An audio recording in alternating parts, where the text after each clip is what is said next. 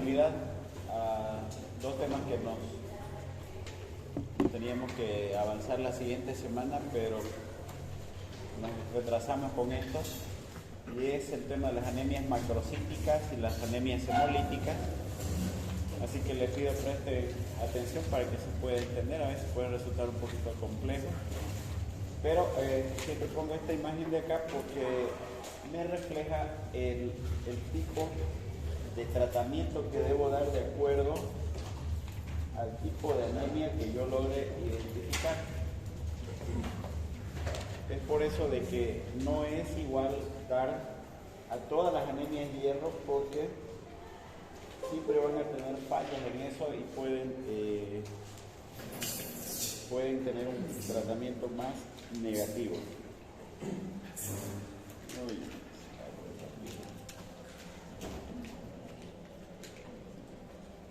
¿Acaso alguien tiene una?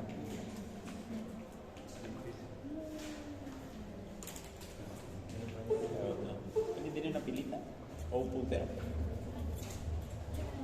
¿Sí?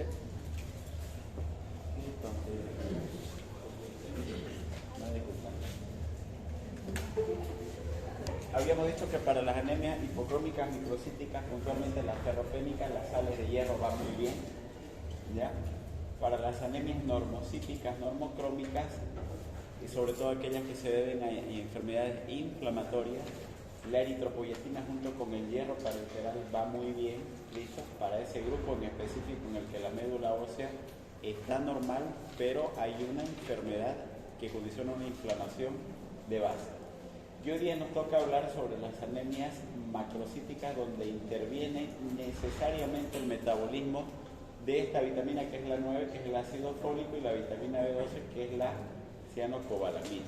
¿Listo? Entonces, de eso es lo que vamos a hablar hoy día, y para eso lo vamos a dividir en dos grupos: las anemias macrocíticas, aquellas que tienen el ácido fólico y la vitamina B12 disminuida, donde después de realizar una espiral de biopsia de médula ósea concluyo que se debe eso a una anemia megaloblástica, y el otro grupo donde los folatos y vitamina B12 son normales pero son macrocíticas, donde se pueden deber por alguna de estas otras enfermedades: hepatopatía, hipotiroidismo, aplasia medular, la reticulocitosis también, o los síndromes mielodiplásicos. Aquí quiero hacer hincapié, ¿ya?, de que en las anemias que son macrocíticas y estas son megaloblásticas, ustedes se van a fijar siempre la materia prima para la formación de glóbulos rojos, que siempre lo repito: hierro, ácido fólico, vitamina B12 sobre todo. Estas siempre están juntas, pero yo tengo que como objetivo tratar de identificar si es un déficit más de vitamina B12 o es un déficit más de ácido fólico. Para eso hay ciertas pruebas que me ayudan a poder discriminar cuál es la que está predominando la ausencia. Para eso vamos a ver algunas características del ácido fólico. Primero, que se almacena en el hígado y en las hematíes como poliglutamato, y se encuentran en los vegetales frescos de hojas verdes, amarillas, legumbres, cereales, frutos cítricos, té, hígado, riñón. Su requerimiento diario es de 200 micras, 180 micras en la mujer, en el embarazo el doble, 400, 280 en la lactancia, primer año de vida 3.6 por kilo peso. Importantísimo el ácido fólico en aquellas situaciones que se requiere mayor producción de glóbulos rojos. ¿Por qué es importante? Porque sus reservas son escasas, por lo que yo debo siempre mantener mis cantidades normales de ácido fólico en condiciones adecuadas. Ante cualquier aumento de las demandas, por ejemplo, enfermedades malignas, hipertiroidismo, las leucemias, alcoholismo, las anemias hemolíticas que consumen gran cantidad de ácido fólico por la destrucción masiva que hay, mi organismo necesita, ante esa respuesta de hipoxia, estimula eritropoyetina y va a la médula ósea, estimula la eritropoyesis, y en ese momento va a requerir rápidamente materia prima para seguir formando glóbulos rojos. Y si no tiene la materia prima, ya en el caso de las anemias hemolíticas es ahí donde pueden hacer las crisis megaloblásticas que se llaman. Lo vamos a ver más adelante. Entonces los folatos son destruidos, esto es interesante que lo sepan, por el calor y la luz, y se pierden por la cocción entre los 50 y 95 grados, especialmente cuando los alimentos se hierven en grandes volúmenes. Entonces, dos cosas acá, que todos estos alimentos donde se encuentran el ácido fólico, con la cocción se pierden su propiedad. Segundo punto, que sus reservas son pequeñísimas, 10 a 12 micras. Son muy pequeñas los depósitos de ácido fólico. Lo que significa que cuando yo como una sopa de verdura, listo, pues es sin ácido fólico, aunque tenga todas esas verduras que tengan en crudo ácido fólico. Por eso es que es preferible inclusive algunas verduras consumirlas crudas. Aunque lo ideal desde el punto de vista de nutrición es intercalando diariamente, un día tres verduras crudas, al otro día 3 verduras cocidas, y de esa manera voy alternando cada día. Y lo ideal son de 3 a 4 verduras a lo mucho, y no mezclar toda una gran cantidad de verduras que al final no vamos a obtener los mismos resultados. Con la cocción entonces esta sopa de verduras queda sin ácido fólico, o sea, sería... Esto es lo interesante. Habitualmente el ácido fólico es absorbido en el organismo, es ingresado como poliglutamatos y se absorben como monoglutamatos a nivel del intestino. Pero aquí hay un dato interesante y esto lo vamos a ampliar acá, ¿ya? Entonces, el ácido fólico a nivel del duodeno y el yeyuno es donde se absorbe, listo, pero la forma de absorción de poliglutamato a monoglutamato se llama metiltetrahidrofolato. Bajo esa forma es absorbido. Una vez absorbido como metiltetrahidrofolato y llega a la célula, ya tiene que desmetilarse, eso significa retirar su grupo metil. Y es en ese momento donde la vitamina B12 aparece. En presencia de la vitamina B12 actúa la homocisteína, y la homocisteína lo que va a hacer es retirar el grupo metil para convertirlo en su forma activa al ácido fólico. Su forma activa es el tetrahidrofolato, ¿listo? Y este tetrahidrofolato, una vez forme el ADN de todas las células de nuestro organismo, y en este caso de los glóbulos rojos, ¿listo?, va a ser reducido a otras moléculas más pequeñas como dihidrofolato, ya a través de la dihidrofolato reductasa. Cuando dos moléculas de dihidrofolato se juntan, forman nuevamente tetrahidrofolato, y por eso es que tenemos normalmente la molécula activa del ácido fólico, que es el tetrahidrofolato. Entonces, si se dan cuenta, ya, para que tenga yo la forma activa del ácido fólico tetrahidrofolato, necesito de la acción de la vitamina B12. Que la vitamina B12 junto con la homocisteína se van a encargar de sacar a ese grupo metil para convertirlo en tetrahidrofolato, ¿sí? Ahora, ¿qué es lo que ocurre habitualmente? Si yo no tengo vitamina B12, ¿listo?, no hay cómo la homocisteína se convierta en metionina. Y esto es indispensable para formar los bloques a través de ese aminoácido, la metionina, para formar bloques de proteínas, ¿ya? Pero ¿qué es lo interesante de esto? Que cuando no tengo vitamina B12, la homocisteína aumenta porque no se está convirtiendo en metionina. Y entonces ahí ya viene un marcador indirecto, ¿no es cierto?, de la disminución de la vitamina B12. ¿Esa homocisteína cuando se aumenta se puede eliminar como forma de cristales a través de la orina o no? Se puede eliminar. ¿Se puede detectar el... Sí, pero claro, como homocisteinuria, digamos, ¿no? Ahí eso es otra cosa. Pero lo más recomendable es hacer una prueba de sangre.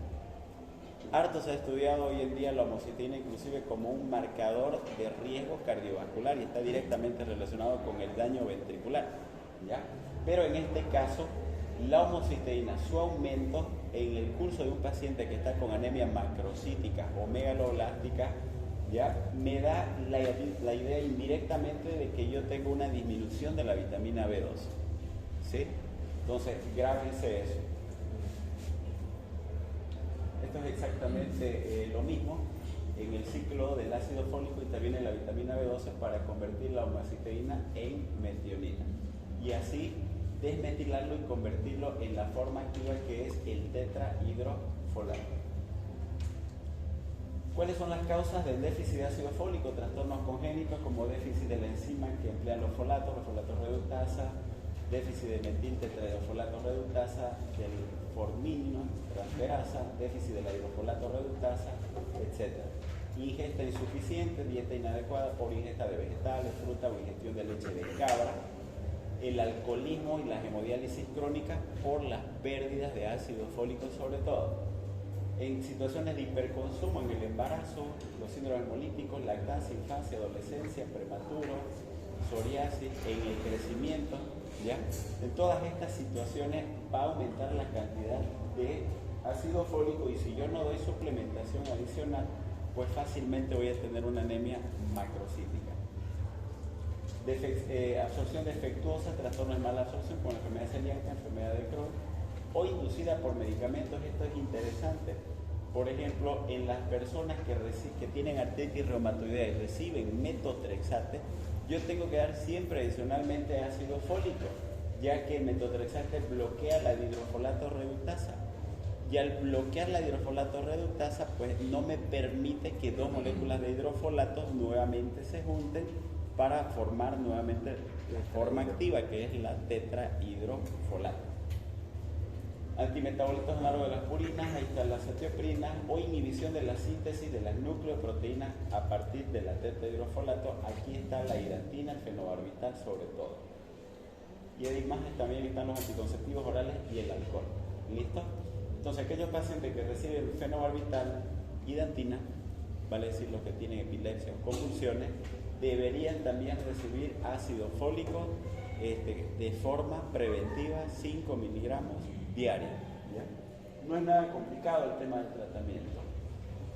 Aquí lo mismo, entonces, tema de malnutrición en los niños y alcohólicos, mayor utilización en los gestantes o en las hemólisis crónicas, anticonvulsivantes fenitoína o inhibidores de la hidrofolato reductasa como el principal protagonista, metotrexate.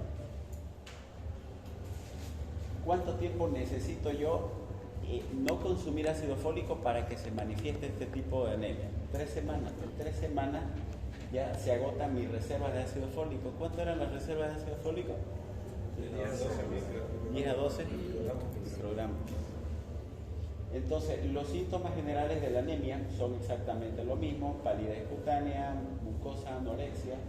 Esto puede interferir en la mujer que está embarazada, sobre todo dentro de la formación del embrión hacia el feto, ¿no es cierto?, donde se desarrolla el tubo neural y necesitamos ácido fólico. Entonces, ahí puede ocurrir lo que se llama, ¿qué es esto de acá? Espina bífida, sobre todo, ¿no? ¿Y la encefalia igual puede ser por eso? O sea, a nivel de... También puede ocurrir. Son otras alteraciones menos frecuentes, pero pueden ocurrir otros trastornos relacionados al déficit de ácido fólico. Sobre todo esto, ¿en qué semana será que ocurre del embarazo? De tercera y octava semana. Se habla del periodo embrionario. Tercera o octava semana. Tercera o octava La semana. formación del tubo neural es desde la tercera semana a la Octava a semana. la octava, hasta la novena inclusive, si quieren podemos darle chance. ¿Ya? Altera la inmunidad celular. Puede haber ictericia en las conjuntivas y tegumentos relacionadas con hemólisis intras o extramedulares, lengua lisa por atrofia de las papilas, pérdida del sentido del gusto, sensación de quemadura, color rojizo parecido de la frambuesa. En otras palabras, el déficit de ácido fólico en una persona adulta se manifiesta en las mucosas, cualquier mucosa. Puede ser de la boca, la lengua, en las mujeres, sobre todo de edad avanzada, ya en la vagina, resequedad vaginal, y se quejan ellas de mucho dolor. E incluso hay mujeres que después de los 60 años todavía siguen teniendo una vida sexual activa, ¿ya? Y se quejan de dispareunia, dolor en la penetración por la excesiva resequedad que hay, y al final, dando ácido fólico, mejora esta condición. ¿Listo? Entonces, se ven afectados, acá está igual, ¿no? El epitelio vaginal y el tracto urinario. Entonces, hay mucha resequedad. El déficit de ácido fólico en las personas, vuelvo a repetir, adultas, al margen de la anemia, se manifiesta en las mucosas. Ahora miren, en cambio la vitamina B12, primero que se absorbe en el ilio terminal, ¿ya? Su requerimiento 2 microgramos día, los recomendados 3, y los depósitos son en miligramos, no son en microgramos. Tengo de depósitos 2 a 5 miligramos. Por lo tanto, va a tardar eso más en agotarse. Y la destrucción se da en condiciones de situaciones alcalinas, pasteurización, altas temperaturas o en presencia de vitamina C. ¿Qué significa eso? ¿Quién me puede decir eso en la práctica lo que ocurre? En la práctica lo que ocurre. ¿Qué se imagina? Al corregir una anemia ferropénica administrando vitamina C, podemos provocar. No. A lo que me voy con esto aquí dice, ¿no es cierto? En presencia de vitamina C y altas temperaturas. Estamos hablando de la vitamina B12. En el suero, ¿qué es lo que habitualmente ustedes se van a topar millones de veces? Colóquenle complejo B, vitamina C. ¿No ven? Métanle complejo B, vitamina C. ¿No es cierto? Y para más colmo, ¿no es cierto? El paciente a la orilla de la ventana y el solazo le entra, ¿no? Al suero. Por eso es que van a ver muchas veces que lo cubren, ¿no es cierto?, con una bolsita negra, para que las situaciones de temperatura, ¿ya?, no lo destruyan a la vitamina B12. Y cuando está junto a la vitamina C también pierde el efecto de la vitamina C. Es preferible colocar la vitamina C en bolos y no junto con la vitamina B12. Es diferente, ¿ya? Entonces, primer punto, ahí claro.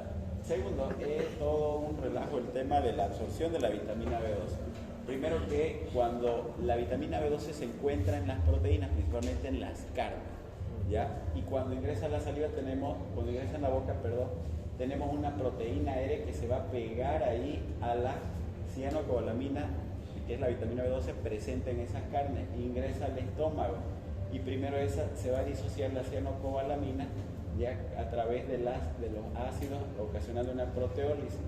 Luego se va a liberar de esa proteína R y en el estómago recién se va a producir lo que es el factor intrínseco. Pero ojo con este detalle, no es que la vitamina B12 se une al factor intrínseco en el estómago, no lo hace ahí. Aquí se va a unir a otra proteína R, ¿ya? La cianocobalamina, ya otros análogos, y además a través de la recirculación que sobró el resto de cianocobalamina, que sobró de la absorción a nivel del ilio, hacen una circulación enterohepática, ya hacen una circulación enterohepática y ese exceso de cianocobalamina también va a ir a unirse a esta proteína R y pasan al intestino. Es allí ya en el intestino, en realidad, cuando pasan el duodeno, ya a través de las secreciones pancreáticas es que se va a liberar esa proteína R, y cuando pasan hacia la tercera porción es donde ahí recién el factor intrínseco se une a la cianocobalamina y se pega.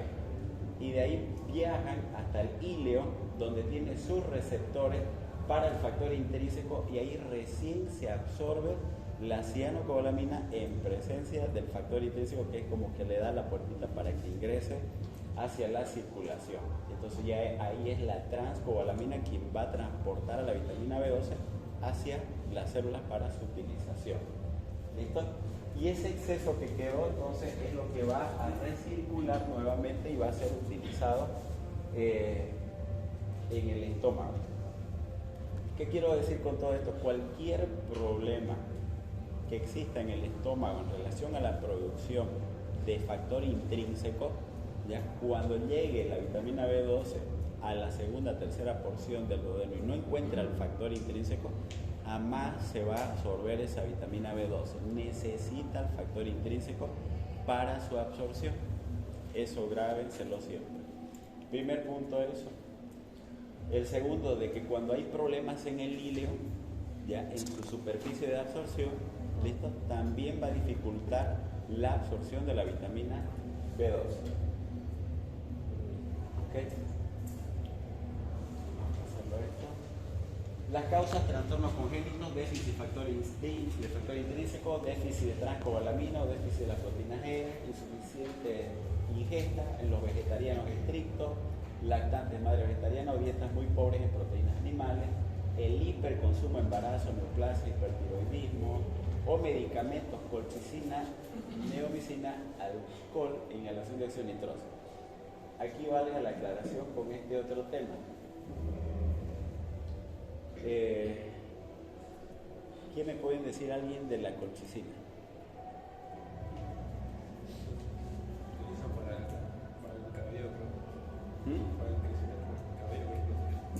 la colchicina, tiene múltiples utilidades y eso se lo ha utilizado inclusive hasta en el COVID se lo ha utilizado, la colchicina. Está el fenofibrato, un montón de medicamentos. A ver, haciéndolo rápido, la vitamina B12 y en menor proporción y en mayor proporción la vitamina B6 nunca se debe dar en una crisis gotosa porque hacen que precipiten más los cristales de ácido úrico y exacerbe una crisis, ¿ya? Entonces no se da vitamina B6 y tampoco vitamina B12. ¿Con cuál interactúa y precipita más? Con la vitamina C y en menor medida vitamina B12. Entonces, colóquenle un diclofenaco con vitamina B12, dicen, ¿no es cierto? Con complejo B. Y entonces le coloca y está con crisis gotosa y está recibiendo además colchicina de forma paralela y le empeora el dolor y no le calma. Entonces es preferible colocar el analgésico solo. ¿Listo? En los pacientes alcohólicos también depletan más rápido la vitamina B12, la absorción defectuosa, desórdenes gástricos, ausencia de factor intrínseco, anemia perniciosa. ¿Qué tiene que ver la anemia perniciosa acá?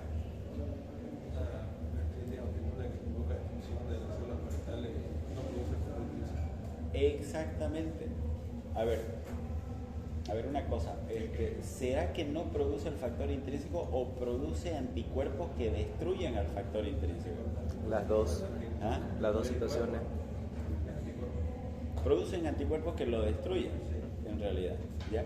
Y producen anticuerpos no solamente contra el factor intrínseco, sino también contra las células parietales. Las mismas células parietales, ¿ya? Entonces, y ahí es donde se produce, esa es la causa inmune en realidad dentro de las anemias también megaloblásticas, ¿ya? Desórdenes mixtos, los postgastrectomizados, derivaciones gástricas, desórdenes intestinales, como les dije, defectos luminales o crecimientos bacterianos, las insuficiencias pancreáticas, las resecciones del ilio, etc. Bueno, lo que acaban de decir, a través de un ataque inmunológico a las células parietales, ¿no es cierto?, se producen los anticuerpos o contra el factor intrínseco, ¿ya?, o contra la misma célula parietal. Es por eso de que cuando yo tengo una anemia macrocítica en un paciente que tiene vitiligo, tiene un hipertiroidismo, tiene insuficiencia suprarrenal de causa autoinmune, ¿ya?, yo debo sospechar que también esa anemia sea de causa autoinmune y debo pedir también dosificación de anticuerpos, anticélulas parietales o antifactor intrínseco. No lo hacen en todos lados. Algunos toman la muestra y lo envían a la Argentina para traer sus resultados. ¿Ya? Entonces, para su confirmación, esa es la única forma de realizarlo. Y entonces, lo mismo. Ahora sí, sabiendo el metabolismo del ácido fólico y la vitamina B12, entonces podemos recién hablar de las anemias megaloblásticas. Ustedes saben, cuando nos referimos al término blasto, nos referimos a las células precursoras de la médula ósea. ¿Por qué aparece este término megaloblástico? Porque en el proceso en el cual hubo un progenitor, que son las unidades formadoras de colonia eritroides, pasó al segundo proceso, que son los precursores, ya de proeritroblasto, basófilo, normocromático, etc. En ese periodo en el que se está diferenciando un glóbulo rojo, en ese momento en el que falta ácido fólico y vitamina B12, listo, no se terminan de formar los glóbulos rojos. ¿Listo? No se terminan de formar los glóbulos rojos. Pero como sabemos que el ácido fólico y la vitamina B12 participan en la formación del ADN de todas las células, con el tiempo comienza a afectar las otras líneas celulares, afectando también a la serie blanca y afectando a la serie plaquetaria. ¿Listo? Entonces, aquellas anemias que se caracterizan por la síntesis interrumpida del ADN son las anemias megaloblásticas. ¿Listo? Como que llegó hasta aquí la construcción y de ahí no pude terminar la obra. Y la obra es el glóbulo rojo final, ¿cierto? Entonces de eso se trata, ¿ya? De que los megaloblastos son las precursoras, en la médula ósea, consecuentemente los reticulocitos y los glóbulos rojos son grandes. En las anemias megaloblásticas, el tipo de anemia que es macrocítica, para formar el ADN se necesita ácido fólico y vitamina B12, y el ácido fólico se ingiere como metiltetrafolato y tiene que ser desmetilado gracias a la vitamina B12. Entonces la vitamina B12 prepara la materia prima, entonces quien no tiene ácido fólico y vitamina B12 no consigue formar el ADN. Entonces la importancia de esto es de que a medida que se van formando los precursores, ya va tomando forma el glóbulo rojo, se va haciendo grandecito, listo, y llega todos los remanentes del hierro, de la vitamina C, del ácido fólico y la vitamina B12. Pero el glóbulo rojo sigue creciendo, pero dentro, ¿no es cierto?, ya no creció porque no hay más materia para producirlo. Y entonces en ese momento es que hay una asincronía entre lo que se llama entre el núcleo del glóbulo rojo y su citoplasma. Entonces esa es una característica importante, que hay megaloblasto, ¿ya? Y hay una asincronía de maduración entre el núcleo y el citoplasma. Entonces el concepto vendría a ser que es un desorden que se caracteriza a través del resultado de una síntesis del ADN interrumpida con una síntesis de ARN y proteínas normales, y esto refleja morfológicamente como una disociación o asincronía núcleo-citoplasma. Entonces fíjense, un glóbulo rojo que es tan grande y no hay una relación entre el núcleo y el gran tamaño de su citoplasma. Entonces es una anemia, por lo tanto, que es macrocítica, es hiporregenerativa, ¿ya? Porque no se están logrando producir mucha cantidad de reticulocitos porque ya no hay materia prima para terminar de formarlos. Es por eso que es hiporregenerativa. Y como no hay ácido fólico y vitamina B12 para formar glóbulos blancos y plaquetas, por lo tanto hay una afectación global de la hematopoiesis, dando como resultado pancitopenia. Entonces ya voy teniendo ciertas características de las anemias megaloblásticas. Uno, que es una anemia macrocítica. Dos, que es hiporregenerativa, por lo tanto los reticulocitos pueden estar bajos. Tres, que se acompaña de afectación de la serie blanca y la serie plaquetaria, ocasionando en general pancitopenia. ¿Listo? Por lo que el paciente desarrolla una pancitopenia con macrocitosis. Entonces el megaloblasto en la médula ósea va a dar a células macrocíticas, y en la médula ósea hay un sistema, esto es importantísimo también.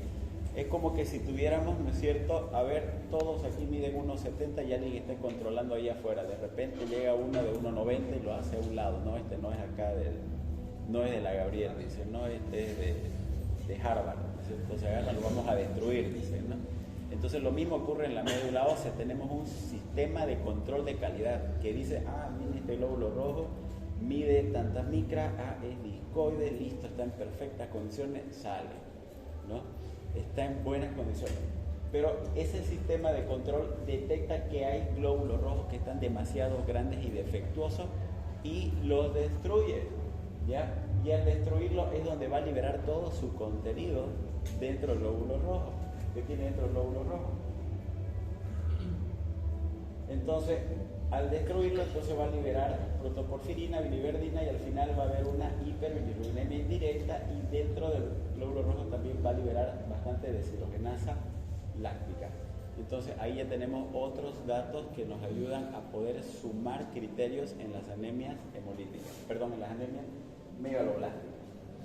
Un detalle importante acá, que se puede comportar al destruir mi sistema de control de calidad a los glóbulos rojos por ser defectuoso y aparecer ictericia y aparecer deshidrogenasa láctica aumentada, podríamos pensar igual que puede estar haciendo hemólisis.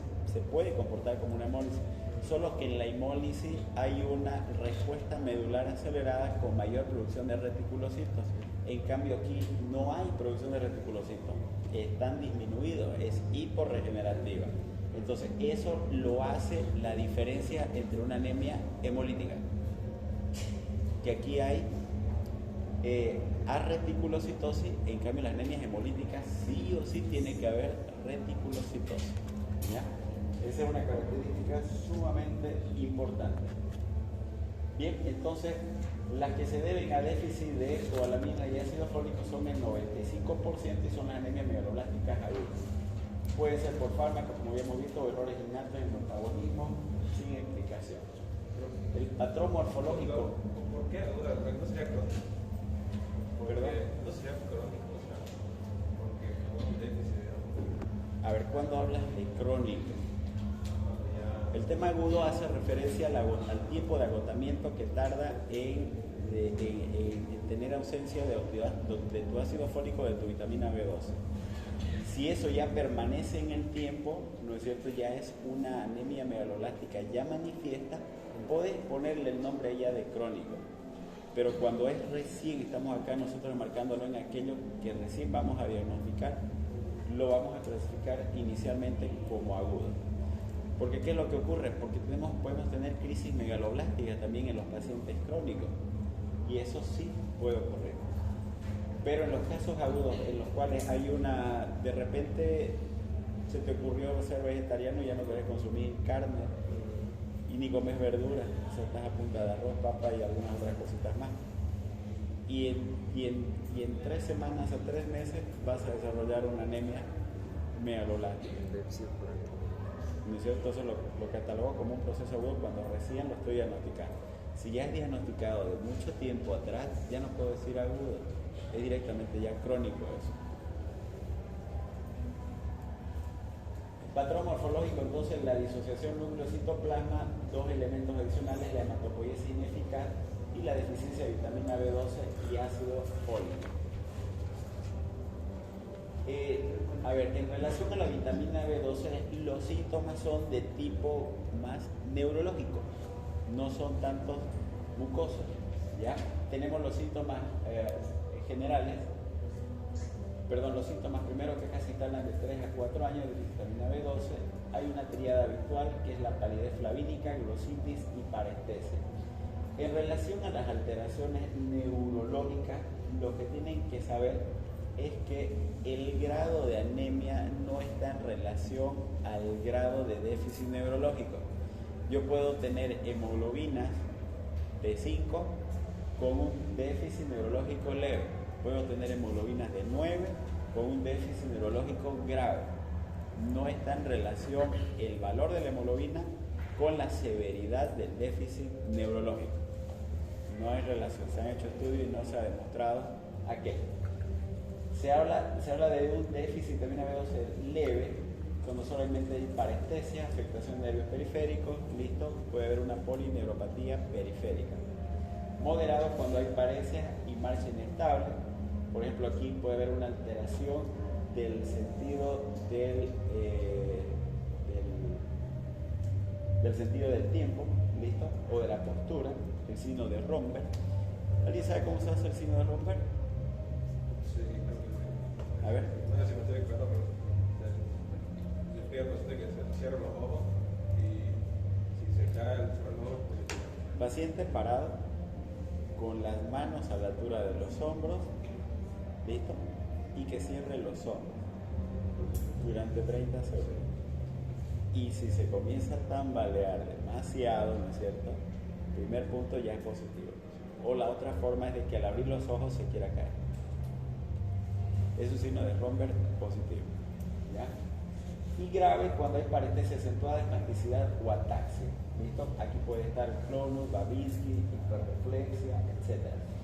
¿Y por qué aparecen los síntomas neurológicos? Pues porque resulta de que hay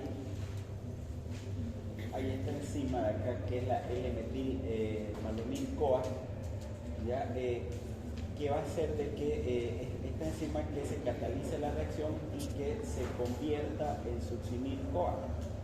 Y eso va a facilitar la transmisión del impulso nervioso. Y esto lo hace gracias a la cobalamina. Y si no hay cobalamina, entonces aumenta la L-metilmalonil-CoA y por lo tanto esto se convierte en un tóxico neuronal. Pero este L-metilmalonil-CoA en realidad lo podemos dosificar, ¿ya? Entonces la forma de dosificarlo es a través de esta prueba que es el ácido metilmalónico, ¿ya? Entonces cuando yo dosifico ácido metilmalónico, ya estoy hablando específicamente que el déficit es de vitamina B12 si hay un aumento del ácido metilmalónico. En cambio, cuando dosifico homocisteína, estoy hablando que puede ser de ambos el déficit, ácido fólico y vitamina B12. ¿Listo? Algunos colegas la otra vez nos pusimos a discutir eso con los colegas hematólogos del hospital, porque ellos piden vitamina B12, dosificación todavía de vitamina B12, ¿ya? y les puede salir a ellos normales y el paciente tener síntomas neurológicos y estar con anemia megaloblástica. No es ahora tan específico la misma dosificación de vitamina B12 como, por ejemplo, la dosificación de ácido metilmalónico. La forma de manifestarse del déficit, el déficit neurológico, ya me refleja automáticamente un aumento del ácido metilmalónico.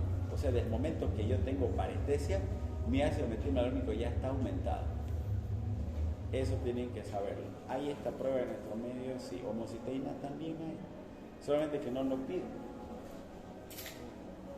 ¿Listo? Entonces hay otras alteraciones neurológicas, irritabilidad, demencia, psicosis, esquizofrenia, somnolencia, coma. Puede haber también perversión del gusto, olfato, la visión, disfunción vesical, impotencia sexual, hipotensión ortostática, pérdida de la agudeza visual o de la visión de los colores. Y esto es lo que le decía, el grado de implicación neurológica no se relaciona con el grado de la anemia. Cuando el déficit es de ambos, entonces pueden aparecer otro tipo de manifestaciones conjuntas, entonces manifestaciones relacionadas a la mucosa y manifestaciones neurológicas para que se entienda, ¿ya? En el frotis lo que ustedes tienen que observar, ¿no es cierto?, que también como afecta a la serie blanca pueden aparecer neutrófilos hipersegmentados y pueden haber pancitopenia. Aquí en relación al diagnóstico, algunos antes hacían las biopsias de ayuno, otras pruebas de absorción, otras de tránsito intestinal, etc. Resumiendo un poquito entonces, ¿qué es lo que puedo encontrar para diagnosticar a un paciente con anemia megaloblástica? Primero, una anemia macrocítica normocrómica, ¿listo? En el frotis puedo además encontrar los cuerpos de Howell-Hawley, puedo encontrar reticulopenia, ¿ya? Puedo encontrar inclusive ovalocitos, ¿listo? Característico también.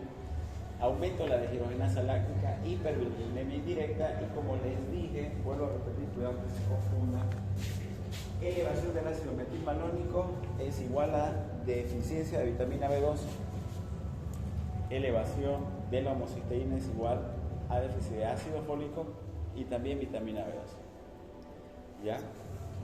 Entonces, ¿qué pasa si yo hago las dos pruebas y las dos me salen positivas? ¿Qué diría? ¿De quién es el déficit? Vitamina B12. ¿De cuál es más? Vitamina B12, pero también de ácido fólico. Si las dos son positivas, es déficit de los dos, porque por ambos lados estoy demostrando que la vitamina B12 está carente, ¿ya? Y a través de la homocisteína, específicamente del ácido fólico. Entonces, esta prueba que antes hacía, la de Schilling, no la recomiendo, ya no tiene utilidad. Otros hacen directamente dosificación de sangre de vitamina B12. Es muy inespecífica, no me convence. En relación al tratamiento, aquí en relación al tratamiento, a ver, ¿qué es lo que habitualmente ocurre? Y en personas todavía ancianas, la tercera edad que tanto me gusta a mí. Colóquenle un complejo B, le duele la pierna, le duele la espalda, un complejo B, 25.000 unidades de vitamina B12, ¿no? Y le pasó su molestia, le pasó su adormecimiento, dicen, ¿no? Tenían adormecimiento y le pusieron vitamina B12 y calmó, mejoró, ya no tiene, dicen, ¿no? Entonces, primer punto, debo confirmar que el déficit de vitamina B12 realmente, ya saben, la prueba. Segundo punto, el tratamiento para el déficit de vitamina B12 no es como una sola inyección, no es. Se sigue este esquema lo van a encontrar en la mayoría de los libros, ahí no hay misterio, este es el esquema que está en la mayoría de los libros, en la mayoría de las guías es exactamente el esquema más utilizado es con dosis con aplicaciones intramusculares, una ampolla diaria por 2 semanas, primero, luego una ampolla diaria semanal hasta que se normalice el hematocrito, que en promedio son 4 semanas, y luego una ampolla mensual por otros 6 meses. Ese es el esquema que se debería seguir. ¿Listo? primero 2 semanas, luego semanal por 1 mes y luego mensual por 6 meses. Si el paciente tiene síntomas neurológicos, directamente ya no sigo este esquema, sino cada día por 6 meses. Pobres nachas, ¿me entiendes? Totalmente perforado va a quedar, ¿no? Pero ese es el esquema. Pregunto, ¿y si tiene anemia perniciosa?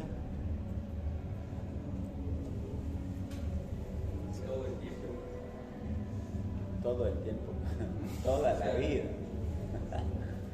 toda la vida, mejor es decir. El tratamiento es de por vida. Entonces, ¿cómo seguiría el esquema? Sigo este mismo esquema y de ahí mensual, 1000 microgramos mensual el resto de su vida. No vaya a pensar que es todos los días hasta que se muera. No. Sigo ese mismo esquema y de ahí me planto mensual el resto de su vida, su ampollita mensual, ¿ya? Para toda su vida. Ese es el tratamiento, ¿ya? Así de sencillo. Y con el tema del ácido fólico, más fácil todavía, 5 miligramos diarios, y paro de contar, ¿ya? Ahora, hay algunos que ustedes algunos colegas van a decir que son estrictamente a la letra muerta. Tenemos que demostrar si es ácido fólico o vitamina B12, ¿no es cierto? Porque no le quieren dar los dos. Quieren o solo ácido fólico o solo vitamina B12. Mamada, denle los dos, preferible. El 95% son por déficit de ambos. Déficit de ambos. Y el metabolismo del uno va a interceder en el del otro. Entonces, denle los dos. ¿Ya? No van a pecar haciendo esto. 5 miligramos día. ¿Por cuánto tiempo? El mismo tiempo que vayan a utilizar para el déficit neurológico, por el déficit de vitamina B12. Exactamente al mismo tiempo, 6 meses. ¿Ya? Y si es perniciosa, toda la vida. Vamos a ver si entendemos. Paciente 45 años de edad, antecedente de ser vegetariano estricto desde hace 4 años y medio, por indicación de un naturista. Y al examen físico presenta trastorno de la deambulación y lengua de papilada. Ese es su laboratorio. Primero clasifiquen a ver morfológicamente la anemia. Anemia moderada, macrocítica, normocrómica, con una serie plaquetaria con una trombocitopenia y leucopenia, compatible con una pancitopenia. Pancitopenia con macrocitosis, anemia moderada, ¿cierto? Muy bien. ¿La causa de la anemia?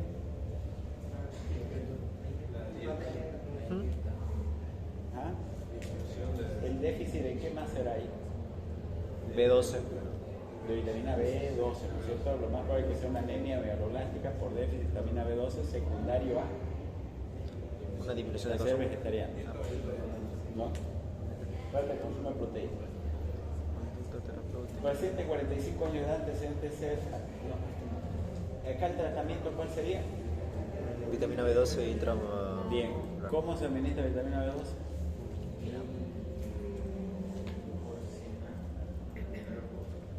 No lo domino.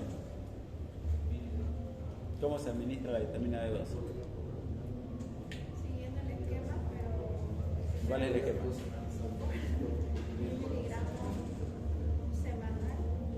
Claudia, ¿cuál es el esquema? Una ampolla podría por 2 semanas, intramuscular. Ya, Una ampolla semanal por 4 semanas. ya. Y una ampolla cada 6 meses. Una apoya cada 6 meses. Mensual. Cada mes por 6 meses, ¿no es cierto? Pero ¿y en este caso? A ver, en este caso, ¿qué dirían? Por más de 6 meses, ya que hay déficit neurológico. En este caso cambiaría, ¿no es cierto? Porque tiene trastorno de la deambulación acá ya. Esto habría que clasificarlo un poquito más preciso, ver si realmente es un déficit neurológico a través de un examen neurológico, ¿ya? Y si hay alteración de la deambulación, ver si hay una ataxia, por ejemplo, ¿no? Una ataxia cerebelosa. Y ver si hay eso verdaderamente, entonces, ¿cómo sería el tratamiento? Si fuera realmente el trastorno neurológico por déficit de vitamina B12. Una ampolla cada 10 por 6 meses. Listo. Paciente de 70 años, encaminada para la investigación de anemia. Esos son sus laboratorios.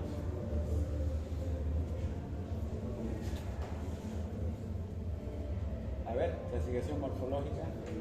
No moderada, normocítica, macrocítica. Con ferrocinética normal, con ¿De dónde dice normocrómica? secundaria.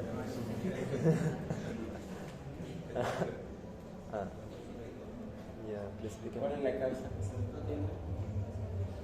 Lo más probable autoinmune, excelente. Me ponen autoinmune o me ponen sospecha anemia perniciosa, perfecto. Sospecha. Para confirmar, si me ponen anemia perniciosa, no sabemos todavía, pero la sospecha está. Entonces, como sospecha, ¿qué estudios le piden? Una cuantificación de Anticuerpos, anti. células parietales y antifactor intrínseco. ¿Cuál sería el tratamiento? El esquema de vitamina D, una ampolla por día durante 2 semanas, una popular, una ampolla semanalmente durante un mes, una ampolla cada mes durante 6 meses y de ahí de por día. Mensual. Sí, mensual. De mensual, por eso sube. A ver, paciente epiléptico, uso de fenilidatoína, viene presentándose un mes astenia progresiva. El examen físico solamente hay palidez, esos son sus laboratorios. ¿Qué opina? A ver, morfológicamente. Es una pancitopenia con una anemia leve, macrocítica. Con deshidrogenasa láctica aumentada, ¿cierto? Y el reticulocitos ahí dice del 1%, ¿no? Causa probable de la anemia. Causa probable de la anemia. Déficit de ácido debido al tratamiento. Déficit de ácido fólico y vitamina B2, pero en este caso sería más de ácido fólico. ¿Qué estudio le pediría? Cuantificación de homocisteína. Exacto. Si tuviera síntomas neurológicos, le metes ahí recién el ácido metilmalónico. Mientras solamente la homocisteína. Tratamiento. No me acuerdo. El esquema de déficit para la vitamina B12 también el ácido fólico. Aquí estamos hablando de déficit solo de ácido fólico, ¿no? ¿Es el mismo tiempo de vitamina B12? ¿Qué? El esquema de ácido fólico es el mismo tiempo que Puede darlo vitamina entre B12. 3 a 6 meses, pero ojo con este detalle.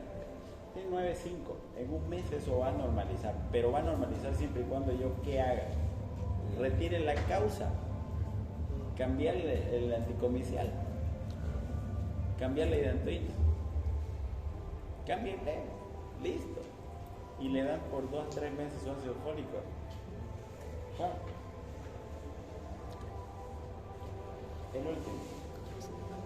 Mujer de 70 años de edad llevada al hospital con probable pérdida de peso. El examen físico, la mujer está envejecida y anémica con quejas de alteración en la marcha. Aquí hay babis, bilateral, ataxia, ausencia de sensación vibratoria.